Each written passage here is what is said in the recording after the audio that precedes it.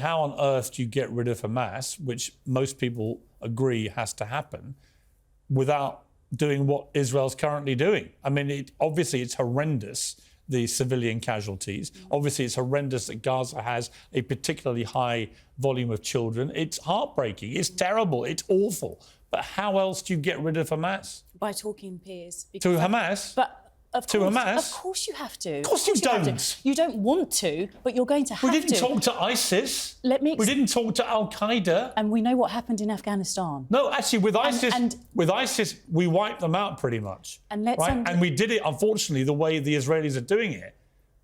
I mean, that's true. It didn't work with Afghanistan. Well, we did. We attacked ISIS all over the place, and there were lots of civilian casualties. But now ISIS doesn't really operate, right? So again, I come back. What's the difference between Hamas and ISIS? But you say that, but you understand how ISIS has been able to infiltrate certain African countries and the difficulties that are being caused there. They're not completely finished, but they are massive. Of course, they're not completely finished. The caliphate has pretty much been destroyed. We're never going to get rid of Hamas by simply utilising bombs. Are you seriously suggesting? As much as that Paula, disgusts are you suggesting me to that we seriously have political dialogue with Hamas about some kind of settlement? How are we going to get the hostages back, Piers? Alex, am I going mad, or is this lunacy? I'm with you. You have to have a surgical operation. You infiltrate the tunnels.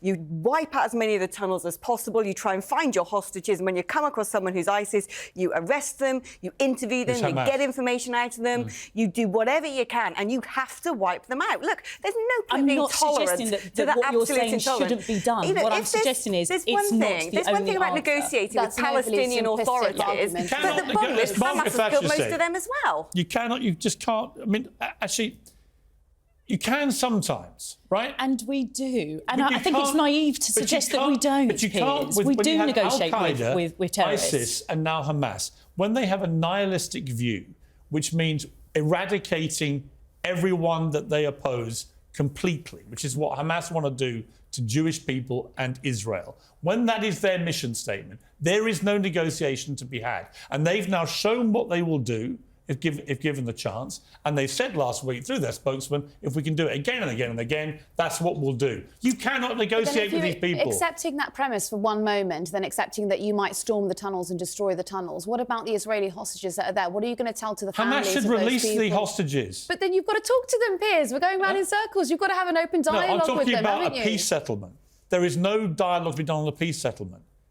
Well, I think we're at cross purposes. I might be going a little bit around. I think we're at cross purposes. That's what I'm talking about. I think the conversation that we're having at the moment is getting to the point of a ceasefire, right? Or getting to the point of returning the hostages and trying to halt what is going on in Gaza at the moment. The only people that benefit from a ceasefire are Hamas. No, but you've also got the Israeli hostages who will benefit from that because they will be returned. And the Palestinian people who are currently dying. Why are we putting words into the mouths of Hamas? I don't think Hamas are even offering to return the hostages. The idea that they want to, and that is their token in this brutality. Nor do Hamas want peace. I understand. And Hamas will kill as many Palestinians as it takes. They don't care. Yeah. Let's turn to something else. Let's turn to this issue of this powerlifter, right, who is now being suspended for 2 years for having the audacity to say it's unfair that a biological male is smashing them all in powerlifting in the women's category.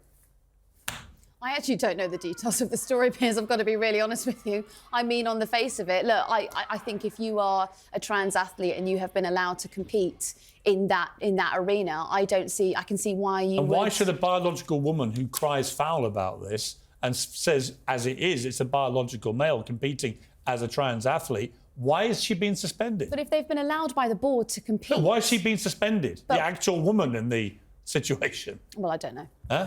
I don't know. I thought we were talking about endometriosis. I was ready for that. Let's talk about that, Paula. Endometriosis. Why? Why have a trans CEO? Why have a biological male for a charity which literally only applies to women with a condition only women get? OK, so let me answer that question. Because I'll do that with some analogies. So, are you saying to me that as a white man, you cannot sympathise or empathise with me suffering from racism?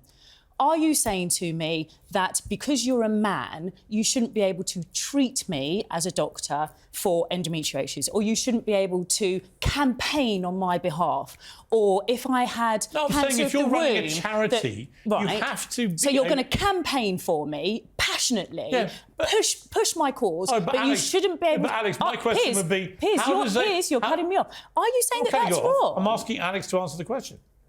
I just think it's all a madness. Can we just stop playing this fantasy game where men can suddenly be women? I mean, make where it stop. It's utterly makes ridiculous. A difference to what job you do. To me, it's just, it's woke. It's woke to a hyperactive your extreme. gender is woke. It is trolling women, quite frankly. And I'm saying, look, if you're going to say, I'm now a woman, that's almost like saying, well, biology doesn't exist and endometriosis can happen to anyone. I've been really struck by the number of women who've been incensed about this, who are not normally that incensed about stuff. Who've said to me, I'm enraged by this. Look, are you? I think that it's confected outrage, because if you look at, who are normally treating women in a maternity ward, you've got male nurses there, you've got male gynecologists. We've never had an issue before with, a different gender treating biological women. For some reason, that there's been this sort of confected outrage against the CEO. Look, if she's going to be up there and she's going to speak about endometriosis, which, by the way, has not been talked about for the best part of, forever, I don't care. As long as she actually does something, does some scientific research into it, great. OK. Well, there we have it. If even women won't stand up for women's rights, why should I poke my nose into it? Thank you, Pac. Good to see you all.